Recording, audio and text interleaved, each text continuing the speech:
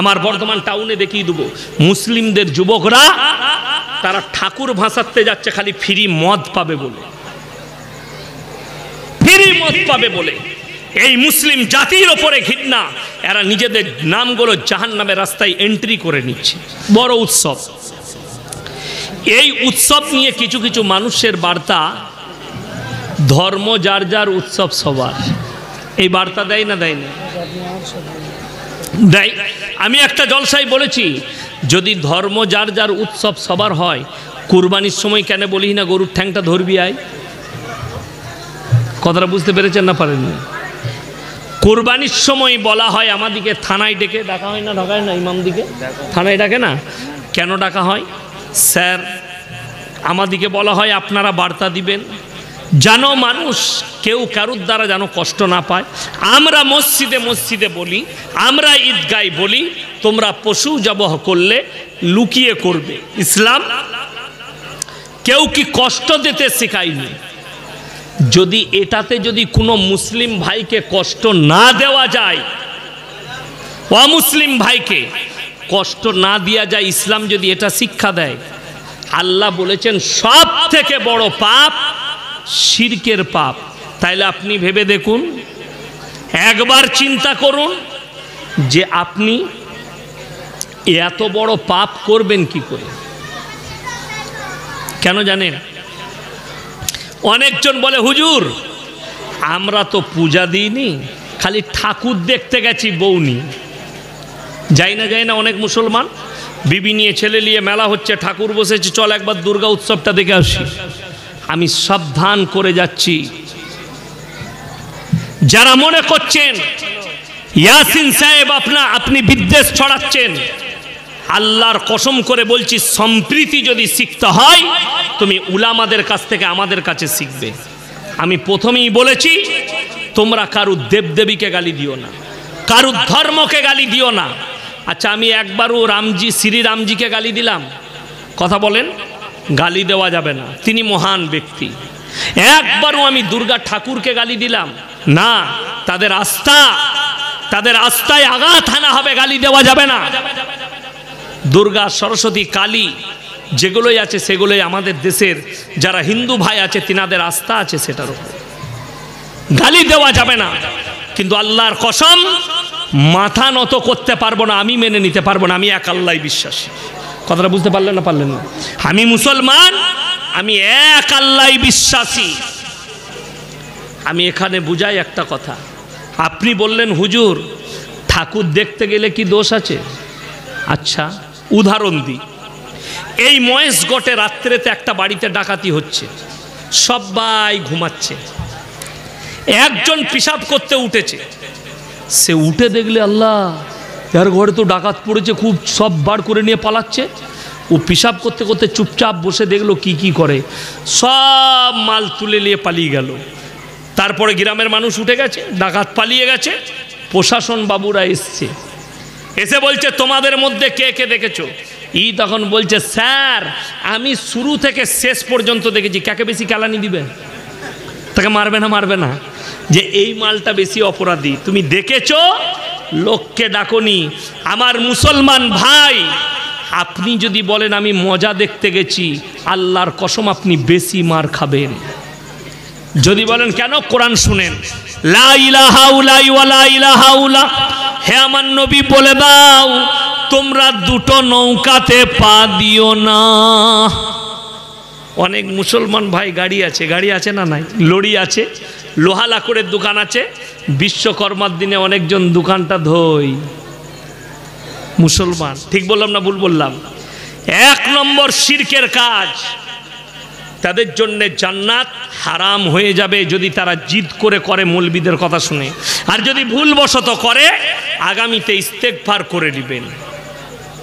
কার ধর্মকে গালি দিবেন না, দেবদেবীকে গালি দিবেন না। কিন্তু আমি অনুরোধ করে যাচ্ছি, দুর্গা উৎসব আপনার নয়, কোনো উৎসবই আপনার নয়। আপনার উৎসব, আপনার খুশির দিন ঈদ এবং বকরা ঈদ, আপনার মুবারক মাস রমজানুল মুবারকের মাস, রোজা রাখুন, ইফতারি করুন। আচ্ছা ইমানদারির সঙ্গে বলবেন, আমাদের মুসলিমদের ছেলেরা পহেলা জানুয়ারি করছে, ক্রিসমাস পালন করছে, করছে না করেনি? আপনাকে কলকাতা থেকে আমার বর্তমান পর্যন্ত কিছু মুসলমান ঘরের হারামের আওলাদকে দেখাবো, তারা গিয়ে গির্জায় লাইন দিয়েছে। কেন? তারা আশীর্বাদ নিবে। দুঃখের বিষয় এটা একটাই কারণে, তারা দিনের সঙ্গে আল্লাহর রাস্তার সঙ্গে জুড়ে না থাকার কারণে তার পরিবারে এই হাল। কত কষ্টের বিষয় যে তাদের পরিবার জুড়ে নেই আর তারা এটার উপরে আস্থা রেখেছে। আমার ভাই, কেউ যদি আল্লাহর রসুলকে গালি দেয়, আমরা কিন্তু শ্রীরামজিকে গালি দিতে পারবো না। পারবো? কেউ দেবো না। জোরে বলুন ইনশাল্লাহ। কেউ যদি রসুলকে গালি দেয়, খ্রিস্টানরা যদি রসুলকে গালি দেয়, আমরা ঈসা মাসিহকে গালি দিতে পারবো না। ইহুদিরা যদি গালি দেয় আল্লাহর রসুলকে, আমরা মুসা নবীকে গালি দিতে পারবো না। আমাদের আস্থা, আমাদের বিশ্বাস, আমরা শ্রীরামজিকে গালি দিতে পারবো না, শ্রী কৃষ্ণকে গালি দিতে পারবো না, দুর্গা ঠাকুরকে গালি দিতে পারবো না, সরস্বতীকে গালি দিতে পাবো না, এবং কোনো মুসলমান দিবেন না। অপরাধ, জঘন্যতম অপরাধ, এটা মাথায় রাখবেন। কোন অমুসলিম ভাই যেন আপনার ভাষার দ্বারা সে কষ্ট না পায়। কিন্তু মাথায় রাখবেন, আল্লাহ ব্যতীত মুসলমান কোথাও মাথা ঠেকবে না। অনেকজন আমাকে জিজ্ঞেস করে ঠাকুরের প্রসাদ খাওয়া যাবে কি না। অনেকজনকে প্রসাদ দেয় না। অনেকজন বলে আমার বন্ধু, অন্তরের বন্ধু, ঠাকুরের প্রসাদ মুসলমানদের কেন খাওয়া যায় না? আমি তখন তালবিলিম, আমার আব্বাজির সঙ্গে একটা জলসায় গিয়েছিলাম। তো মেদিনীপুরের একজন মুসলিম বক্তা ছিলেন আব্দুর রাজ্জাক রাজ মেদিনীপুরি, আল্লাহ তিনাকে জান্নাতি করুক, বলুন আমিন। তিনি ইসলাম কবুল করেছিলেন। তো তিনি বক্তব্য দিচ্ছিলেন আর আব্বাজি গেলেন, আমি পেছনে বসলাম। তখন আমি তালবিলিম, জলসায় গিয়েছি সাথে। তো তিনি বলছেন যে মুসলমানদিকে পুজোর প্রসাদ এই জন্যে খেতে নেই, সেখানে গোবর আর মুতে ছিটে দেওয়া হয় বলে। তো তিনি ছাড়লেন। আমার আব্বাজি বললেন ভাই একবার বসুন। বলে কেন? বলে কথা আছে। আপনি বসুন, আপনি ভুল বলেছেন। তো আমার আব্বাজি বললেন যদি এটা ব্যাপার হয় যে গোবর আর মুতে ছিটে লাগলে খাওয়া যাবে না, ওই জন্যে মুসলমানদের খেতে নেই, তাহলে ওপরকার মালগুলো ফেলি দিলে তো তলারকারগুলো খাওয়া যাবে, যেগুলো তলায় লাগেনি। কথাটা বুঝতে পেরেছেন না পারেন? তলায় যেগুলো লাগেনি সেগুলো তো খাওয়া যাবে। তিনি থ হলেন।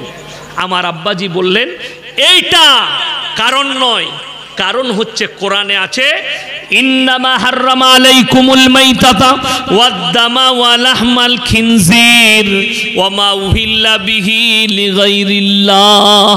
প্রবাহিত রক্ত, মরা জন্তুর মাংস, শুয়োরের মাংস এবং আল্লাহ ব্যতীত অপরের নামে উৎসর্গিত জিনিস তোমাদের জন্য হারাম করা হয়েছে। আল্লাহ ব্যতীত ঠাকুরের নামে উৎসর্গ করার কারণে আপনার জন্য হারাম করা হয়েছে। আল্লাহ ব্যতীত পীরের নামে করা হয়েছে তাই হারাম। আল্লাহ ছাড়া কবরের নামে, আল্লাহ ছাড়া মাজারের নামে, আল্লাহ ছাড়া বাবার নামে, তাই ওইগুলো হারাম। আল্লাহ সবাইকে বাঁচাক, বলুন আমিন। এই ধরনের শিরক থেকে নিজেদিকে বাঁচান। আমার ভাই, আপনাকে আমি মানা করতে পারবো না, তবে পুজোর প্রসাদ খাওয়া যাবে না। পুজো উপলক্ষে যদি কেউ দাওয়াত দেয়, সেই দাওয়াত মুসলমানের জন্য গ্রহণ করা যাবে না। হ্যাঁ, যদি বলে আমার মেয়ের বিয়ে আছে আমার বন্ধু, আপনাকে প্রথমে দেখতে হবে তার ব্যবসার উৎস যদি হালাল হয় আপনি খেতে পাবেন, এবং খাবারটা হালাল হতে হবে। দাদা আমাকে সবজি আর ডাল দেন, আমি মাংস খাই না, কাটা খাই না, আপনার জন্য হালাল, কিন্তু তার ব্যবসার উৎস হালাল হতে হবে। কোনো অমুসলিম ভাই যদি ইফতারি করায়, তার ব্যবসার উৎসর্গ যদি হালাল হয়, উৎস যদি হালাল হয়, আপনি অবশ্যই খেতে পাবেন। কিন্তু কোনো মুসলমান ভাই যদি শুধুমাত্র সুদের কারবার করে আর কোনো কারবার নাই, তার পয়সার ইফতারি খাওয়া হারাম। কথাটা বুঝাতে পারলাম? হ্যাঁ, ইসলাম কত সুন্দর, কোনো জাতিকে ঘৃণা করেন। আমার বোম্বেতে একজন ভাই আছে, সে বড় জামাই, আমি ছোট জামাই, মেজো জামাই ডাক্তার, তো আমার ফুপুর জামাই আমি।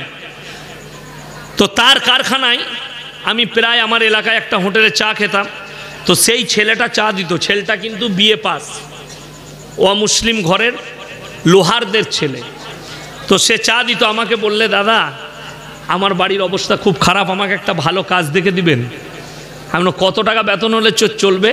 বলে স্যার 12,000 হলে। আমি কত দেয়? বলে এখানে 3,000 দিচ্ছে। 12,000 হলে চলবে, আমার বোনের বিয়ে আছে সামনে, আমি 1-2 বছর কাজ করব, চলে আসবো।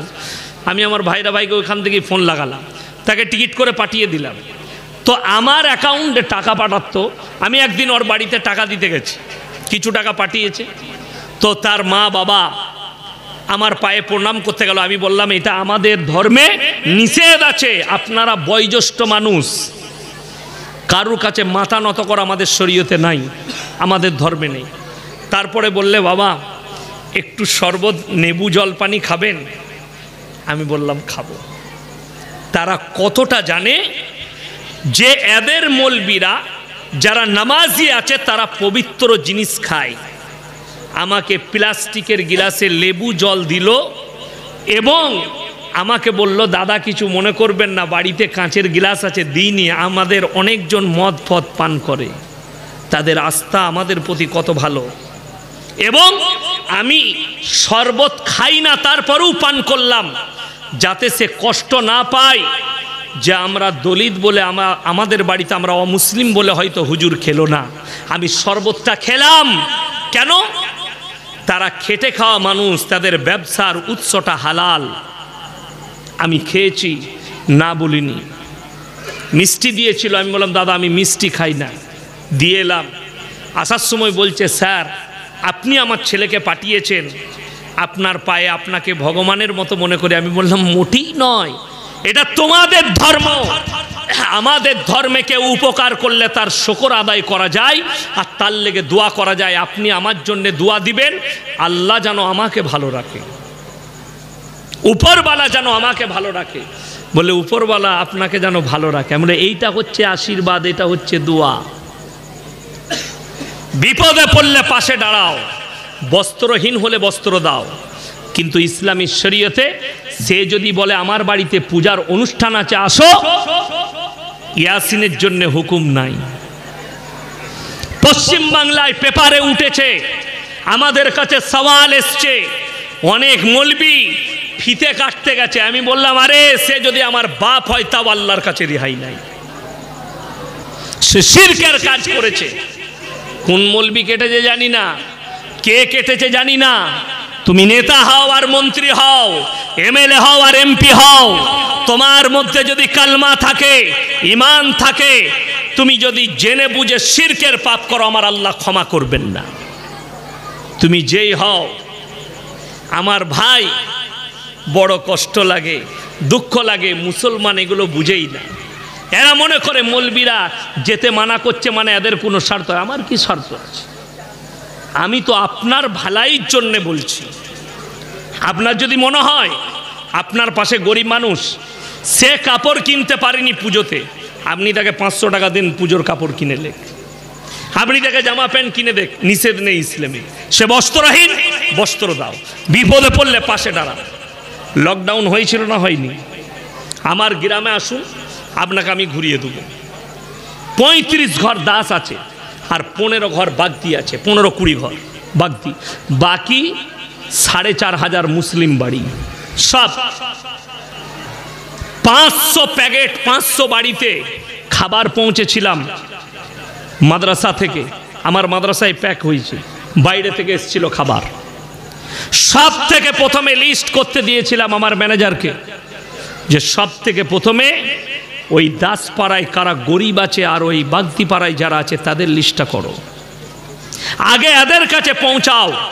এরা যেন অনুভব না করতে পারে যে হুজুর তো নিজের জাতের টান টেনে আগে মুসলমান দিকে দিল। তাদের ঘরে আগে পৌঁছাও। আমি দেখিনি কোন জাতের গরিব, তাদের কাছে বস্ত্র নাই, বস্ত্র পাঠাও। ক্ষুধার্ত খাবার দাও, অর্থহীন অর্থ দাও। আমার একজন বন্ধু আছেন আসানসোলের, ইটের ভাটার মালিক, বিভিন্ন ব্যবসা আছে, আল্লাহ অনেক টাকা দিয়েছে। যখন আমফান হয়েছিল তখন কয়েকটা সাগর দ্বীপ, মৌসুমী দ্বীপ, কয়েকটা দ্বীপে আমাকে নিয়ে গিয়েছিলেন। পকেটে করে টাকা, কত টাকার অ্যামাউন্ট বলবো না, তবে জেনে রেখে দিবেন মোটা অ্যামাউন্ট ছিল, সব খামে করে নিয়ে গিয়েছিল। আমি দেখলাম কয়েকটা পরিবার, সব পরিবারগুলো রাস্তার উপরে। আমরা দেখিনি কোন ধর্মের মানুষ, খালি খামগুলো বার করেছি, টাকা ভরা ছিল, এক দাঁত থেকে দিয়ে গেছি, ধর্ম বিচার করিনি। এটার নাম হচ্ছে সম্প্রীতি। আর তোমার কাছে সম্প্রীতি মানে হচ্ছে মদ খেতে যাব পুজোতে, ফ্রি মদ পাবে, যে হারামখোর গিয়ে টানবে। আপনি আমলের দিক দিয়ে আমার থেকে বেহতার হতে পারেন, আপনার জিকির আজকার নামাজ আমার থেকে ভালো হতে পারে, কিন্তু ইলম আমার থেকে ভালো হতে পারে না, যেহেতু আপনি একজন সাধারণ আর আমি একজন আলেম। আপনাকে ইলমটা আমার কাছ থেকে নিতে হবে। এইটারই খুলাসা আপনি যদি আমার চ্যানেলটা খুলেন ওইখানে পাবেন। দারুল দেওবন্দের মুফতি ইউসুফ সাহেব তাওলি আর মুফতি সালমান মনসুর পুরি, আমি প্রশ্ন করলাম, হযরত कुछ लोगों ने ये कह रहा है कि हाजी इमदादुल्लाह मुहाजिर मक्की रहमतुल्लाह अलैह उनका खनका में तो मिलाद होती थी और क़याम भी होता था, इनका निवारण क्या है? उन्हीं उत्तर दिले कि रशीद अहमद गंगोही रहमतुल्लाह अलैह से किसी ने पूछा कि आपका जो पीर है उनके खनका में मिलाद भी होती है और क़याम भी होता, तो उन्होंने जवाब ये दिया कि भाई हाजी साहब को अगर मसला लेना है तो हमसे ही लेना पड़ेगा, हाजी साहब को फतवा लेना तो हमसे ही पड़ेगा। এটার মতলব হচ্ছে যে হাজি সাহেবকে ফতোয়া নিতে গেলে আমাদের কাছেই আসতে হবে। হাজী ইমদাদুল্লাহ মুহাজির মক্কি রাহমাতুল্লাহ আলাইহি তিনি মিলাদ করেছেন বলে এটা শরীয়তের দলিল নয়। তিনার খানকায় কিয়াম হয়েছে এটা কখনো দলিল নয়। দলিল হবে রাসূল আকরাম সাল্লাল্লাহু আলাইহি সাল্লামের হাদিস আর সাহাবীদের আখলাক আর চরিত্র হচ্ছে দলিল আপনার আমার জন্য। চলার মডেল সাহাবীরা, আমাদের চলার পথ রাসূল আকরাম সাল্লাল্লাহু আলাইহি সাল্লামের হাদিস এবং কোরআন। যদি এর বাইরে কিছু থাকে সেগুলো বেদাত। আপনাকে বর্তমানে বলে দিই, এমন কিছু জিনিস আমাদের কাছে পৌঁছে গেছে আপনি অবাক হবেন, আপনি পালন করছেন অথচ শরীয়তে নাই। কেউ যদি বলে দিতে পারে আমাদের বিয়ে একটাও সুন্নত তরিকায় হয় না, ঠিক বললাম না ভুল বললাম? যদি বলেন সুন্নত তরিকা কি, সুন্নত তরিকা 7 থেকে 10 জনের বেশি নিয়ে যেতে পাবেন না। ছেলের বিয়ে দিতে 7 থেকে 10 জন, আর আমাদের নিয়ে যায় কজন? 150 জন, 200 জন, 100 জন, ঠিক বললাম না ভুল বললাম? এটা কেউ প্রমাণ দিতে পারবে না কোনো মৌলবি যে বরযাত্রী নিয়ে যেতে হবে 100, 150, 200, 300। এটা তো ছেলের বাপের চালাকি। বলে হুজুর বলেছে পণ নিয়ে যাবে না, আমি পণ লুবো না 1 টাকাও, কিন্তু আমি 300টা বরযাত্রী নিয়ে আসবো, মানে তোর 20টা এরকম করে মারবো না, গুড়িয়ে মারবো, টাকা লুবো না, ওইদিকে মেরে দেবো। এটা শরীয়ত নয়। ওলিমা করা সুন্নত। ওলিমা করা কি বললাম? সুন্নত। ছেলের বিয়ে দিয়েছেন, পরের দিন ওলিমা করুন, এটা রাসূলের সুন্নত। 10টা লোককে খাওয়াবেন, আপনার যটা লোককে খাওয়ানোর ওয়াকা তটা লোককে খানা করে খাওয়ান, এটা সুন্নত। কিন্তু মেয়ের বাড়িতে 100-200 লোক লিগিয়ে মেয়ের বাপের খেয়ে আসবেন, এটা শরীয়ত। এইটা শরীয়ত। ওলিমা খাওয়ানো সুন্নত রাসূলের। কিন্তু বড় কষ্ট লাগে, আপনি মানে বিয়েতে গান বাজনা হচ্ছে, ইমামকে 500 টাকা দিতে গেলে গায়ে বাজে, অথচ 5000 টাকা দিয়ে ডিজে নিয়ে এসে মুসলমান ড্যান্স করে। শরীয়ত আপনি শরীয়তই বুঝেন। ওই জন্য শরীয়ত বুঝতে গেলে আপনি দ্বীনি ইলম আর দ্বীনি কালচার প্রত্যেকটা বাড়িতে আনবো। সকলে জোরে বলুন ইনশাআল্লাহ। দ্বীনি কালচার আনতে হবে আপনাকে আপনার বাড়িতে, তা না হলে আপনি কিয়ামতের দিনে বিপদে পড়বেন। আমার কি যায় আসে, আমি দাওয়াত দেবার দিলাম, যদি বলেন হুজুর আপনি দায়ী নয়, কোরআন শুনেলেন ফালানাসআলান্নাল্লাযীনা উরসিলা ইলাইহিম ওয়ালানাসআলান্নাল মুরসালিন। কিয়ামতের দিনে হে আমার নবী, আমি নবী পয়গম্বর রাসূল উলামা সকলকে দাঁড় করাবো, তোমরা কিভাবে দাওয়াত দিয়েছো, আর তাদের উম্মত উম্মতিকেও দাঁড় করাবো, আর তাদেরকে জিজ্ঞেস করা হবে তোমরা গ্রহণ কিভাবে করেছো। আল্লাহর কাছে পৃথিবীতে যতগুলো পাপ আছে, ইন্নাশ শিরকা লাযুলমুন আযীম, সবথেকে বড় নিকৃষ্টতম পাপ হচ্ছে শিরকের পাপ। আল্লাহ ব্যতীত অপরকে ভালো মন্দের মালিক মনে করা, অপরকে ভালো মন্দের জায়গা মনে করা বড় কষ্টের বিষয়। আপনি আল্লাহকেই চিনতে পারলেন, আপনি আল্লাহকেই বুঝতে পারলেন, আর আপনি বলছেন আমি ঈমানদার, আমি মুমিন।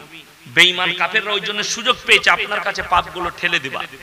আজকে দেখলে সমকামিতা এসছে, মডেলিং বলে মানুষ আজকে জিনা করছে, অথচ আমরা বুঝতে পারি না যে জিনাগুলো কিভাবে হচ্ছে। জিনার নামগুলোই বেঈমান কাফেররা পাল্টি দিয়েছে। তারা নাম দিয়েছে কি রিলেশনশিপ, তারা নাম দিয়েছে ভ্যালেন্টাইন ডে, কাজ হচ্ছে জিনা করা। তারা নাম দিয়েছে রোজ ডে, কাজ হচ্ছে জিনা করা। তারা নাম দিয়েছে চকলেট ডে, কাজ হচ্ছে জিনা করা। তারা নাম দিয়েছে কিস ডে, কাজ হচ্ছে জিনা করা। আর রাসূলের হাদিস, কিয়ামত যখন কাছে আসবে বুঝতে পারবে রাস্তাঘাটে কুকুরের মতো নারী পুরুষ জিনা করতে লাগে। আজকে বর্তমানে সে সময়টাই চলে এসেছে। আপনারা কি মনে করছেন পতিতালয়ে জিনা বেশি হয়? বর্তমান যুগে সব থেকে বড় জিনা করার জায়গা হচ্ছে পার্কগুলো। অবাধে নারী পুরুষ মিলামিশা করছে। আল্লাহ তাদেরকে হেফাজত করুক, বলুন আমিন। আল্লাহ তাদের জানের মালের ইজ্জতে আল্লাহ হেফাজত করুক। ভাই সকলে নিয়ত করেন 5 ওয়াক্তের নামাজ আজ থেকে পড়বো। সকলে হাত তুলে বলুন ইনশাআল্লাহ। প্রত্যেকটা যুবককে বলবো পাপ থেকে নিজেকে মুক্তি করুন, ভালো জায়গায় বসার চেষ্টা করুন যেখানে আপনি কিছু পাবেন। যাদের বাড়িতে ইসলামিক কালচারের কোনো কিতাব নাই কিনে নিয়ে আসুন। মায়েদের হাতে মায়েদিকে পর্দায় রাখুন, বিবিকে পর্দায় রাখুন, সন্তানকে পর্দায় রাখুন। বড় কঠিন হবে কিয়ামতের দিনটা। একটা হাদিসে আছে জমিনটাকে আল্লাহ এত তাতাবেন তামার মতো কালার ধারণ করবে, কিন্তু যারা ঈমানদার মুমিন হবে তারা আল্লাহর আরশের ছায়া পাবে। রাসূলের হাতে হাউজে কাউসার আল্লাহ যেন আমাদের সকলকে দান করেন, বলুন আমিন। আপনারা আমার জন্য দোয়া রাখবেন, আমি আপনাদের জন্য দোয়া রাখি। হায়াত বাকি তো মুলাকাত বাকি। আমিন। ওয়া আখিরু দাওয়ানা আনিল হামদুলিল্লাহি রাব্বিল আলামিন।